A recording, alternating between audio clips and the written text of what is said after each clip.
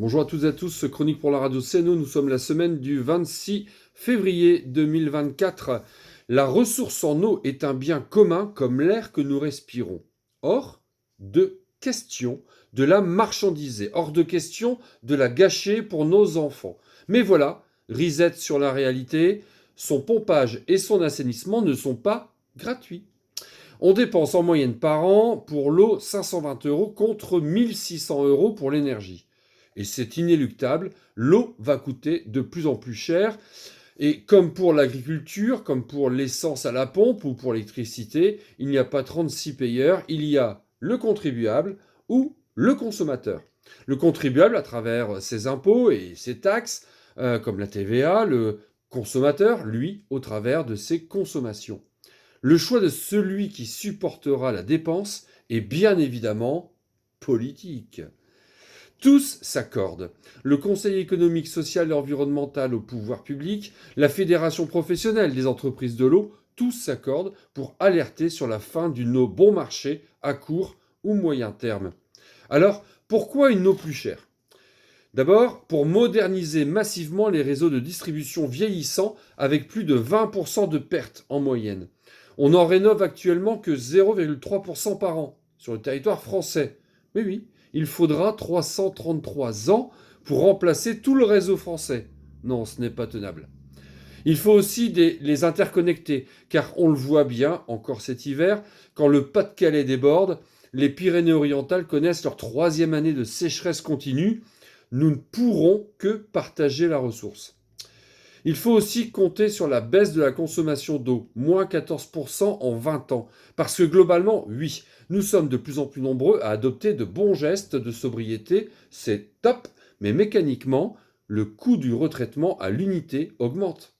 Et puis, il y a surtout une dépense à laquelle on ne pense pas toujours, c'est sa dépollution. Car plus on néglige la qualité de l'eau qu'on rejette, moins il faudra s'étonner de la mauvaise qualité de l'eau qu'on prélève. Souvenons-nous que l'eau est un cycle. Un épisode sur le front, plutôt bien fait, traite de cette question. L'an dernier, bon, attention, n'allez pas répéter ce que je suis en train de vous dire là. De toute façon, si ça sèche, je saurais que c'est vous. L'an dernier, donc, en plein conseil municipal, je lance ce que je crois être une bonne idée.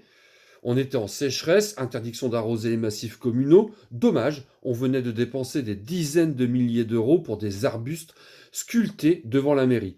Je dis alors, pourquoi ne pas prendre de l'eau à la station d'épuration qui la rejette dans l'Escaut ? Et là, deux élus employés au syndicat d'assainissement me lancent, c'est n'importe quoi. Elle n'est pas aux normes pour arroser. J'ai juste répondu, estomaqué, et ça ne vous dérange pas de la rejeter dans un milieu naturel ? Comment, collectivement, avons-nous pu accepter de ne plus nous baigner dans les rivières ? Bon, le coût de cette dépollution, c'est du pouvoir d'achat qui fout le camp. Soyons clairs. Mais c'est surtout la qualité de ce que l'on rejette comme médicaments, antibiotiques, polluants, microplastiques. C'est tout un bouillon de chimie qui ne se dégrade pas. Nous devons anticiper et lancer dès aujourd'hui une étude prospective afin d'évaluer les impacts économiques, sociaux et environnementaux de la hausse du prix de l'eau, à laquelle on ne s'intéresse pas car elle est moins importante que celle de l'énergie ou de la collecte des ordures ménagères. Des collectivités ont déjà décidé d'élever leurs tarifs en 2023 sans vraiment susciter de remous particulier. La sécheresse de 2022 a peut-être servi de prise de conscience sur notre vulnérabilité face à l'eau et la nécessité d'investir. Longtemps défendue, la gratuité des premiers mètres cubes n'est quasiment plus mise en place parce que le prix peu élevé n'influe pas sur la consommation. Par contre, par endroits, comme à Toulouse, l'eau sera plus chère de 40% en cas de sécheresse. Alors, qui pollue ?